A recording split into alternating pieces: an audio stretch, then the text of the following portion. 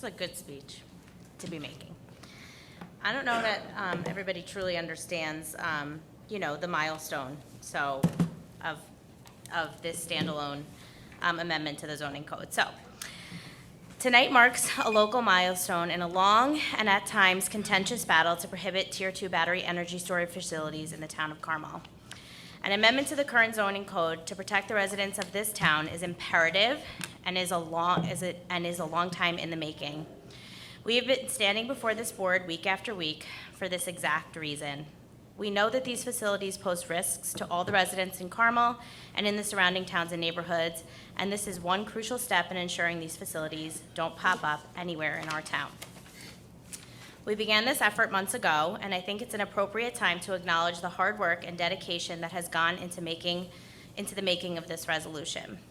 First, I'd like to thank the absolute warriors that live on Lounsbury Drive in Somers, New York, a group of mostly strangers who have grown to be my good friends, passionate, intelligent, inspiring people who band together with our town to fight for the protection of our families. I'm in awe of our efforts, from attending meetings to creating signs, holding rallies, hounding elected officials for support, successful in some cases and not in others. We have reached out to local and national news outlets to beg them to cover our story, to show the world that what we were up against. We invited people into our homes and on our properties to help them understand what was proposed. We have shown this town and the surrounding towns that we will stop at nothing when we know we must fight for our lives. To our friends for showing up, your unwavering support helped pull us through some difficult months. From coming to meetings, shuffling our kids, joining rallies, and buying those signs, you knew how much it meant to us, but you also knew how much it meant to all of us. This amendment to the zoning code protects every resident in this town. You know who you are, and thank you for being there for us. Next, I think it's time to acknowledge the town board. This certainly hasn't been easy, and we've definitely not always seen eye to eye. But through that process, we have made progress. I sincerely hope that you are proud to represent this community. I hope you take pride in knowing you have residents who will hold you to task when needed, but will also work with you when you listen. I hope you continue to allow for productive and even contentious conversations so that you truly understand the perspective of your constituents.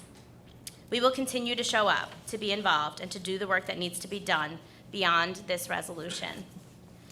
To our elected representatives beyond this board, to Mike Lawler, Matt Slater, and Gina Arena for visiting our neighborhoods, supporting our cause, and for helping us understand what needed to be done to get to this point, for taking the time out of our hectic schedules to listen, for going back to their colleagues and explaining our situation and bringing them back to meet us, for going back to Albany and asking the hard questions for the betterment of this entire state. And if you didn't support us and you didn't show up, you know who you are. Don't show up now. You're too late. To East Point Energy, you tried to slip in under our noses.